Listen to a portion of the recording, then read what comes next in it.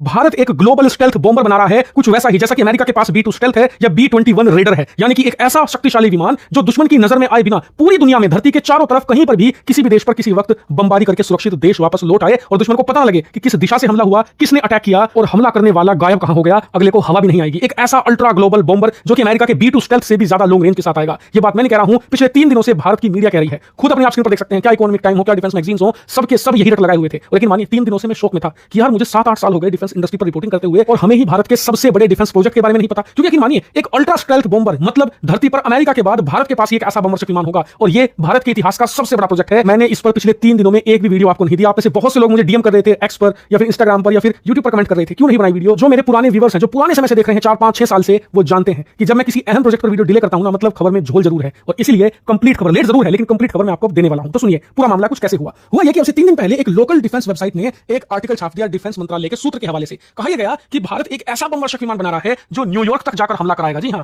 America का सबसे शानदार शहर न्यूयॉर्क, उस पर बमबारी कर सकेगा। फिर इसी आर्टिकल को आधार बनाकर भारत के बड़े मीडिया एग्रीगेटर्स, चाहे द इकोनॉमिक टाइम्स हो या बाकी डिफेंस मैगजीन्स हो, सबने इसे छापना शुरू कर दिया और सबने उस लाइन में कुछ ऐड कर दिया। इकोनॉमिक टाइम्स ने ऐड कर दिया कि ये एक स्टेल्थ बॉम्बर होगा, कुछ और मैगजीन्स ने ऐड कर दिया कि ये अल्ट्रा रेंज के साथ आएगा और इसका नाम भी दे दिया गया अल्ट्रा स्टेल्थ बॉम्बर। ये कहा गया कि इसको लेकर भारत ऑलरेडी काम कर रहा है और आने वाले समय में इसको लेकर चीजें और बाहर भी आएंगी। खैर, इसको लेकर लगातार खबरें सर्कुलेट होने लगी। जो मेन स्ट्रीम मीडिया है, जब उसने भी इसे कवर करना शुरू कर दिया तो मुझे भी लगा कि एक बार को वाकई में ही भारत ये शानदार प्रोजेक्ट चला रहा है। लेकिन फिर भी मुझे लग रहा था कि यार झोल तो जरूर है, क्योंकि जो डिफेंस प्रोजेक्ट है अचानक से बाहर नहीं आते। सालों पहले उसकी प्लानिंग होती है, उसका जो रोड मैप है वो तय किया जाता है, फंडिंग के बारे में डिसीजन लिया जाता है। और जैसे कि आप देख सकते हैं एम का भारत का सबसे बड़ा प्रोजेक्ट है वर्तमान में, इसको लेकर खबरें पिछले 6 साल से आ रही हैं। इसलिए मैं 2-3 दिन तक रुका रहा वेरिफिकेशन को लेकर और आज मैं इस पर वीडियो बना रहा हूं 3 दिनों के बाद, क्योंकि वेरिफिकेशन आ भी चुकी है। खुद अपनी स्क्रीन पर देख लीजिए, भारत के रक्षा मंत्रालय ने कह दिया है कि ये खबरें फेक न्यूज हैं, झूठी खबरें हैं जो सर्कुलेट की जा रही है कि भारत एक अल्ट्रा सीरीज का बॉम्बर बना रहा है। ऐसा कुछ भी नहीं है। ऐसे किसी भी प्रोजेक्ट के बारे में ना तो विचार कर रहे हैं, ना हमारी कोई प्लानिंग है और ना ही हमने कभी इसके बारे में सोचा भी है। इसे बनाना तो दूर की बात है, इसलिए खबरें निराधार हैं, झूठी हैं। कई लोग अब भी कहेंगे कि यार क्या पता हम खुफिया तरीके से बना रहे हो, हम चीन अमेरिका को ना बताना चाहते हो जब तक ये बनकर तैयार ना हो जाए। तो आप लोग थोड़ा कॉमन सेंस से काम लीजिए।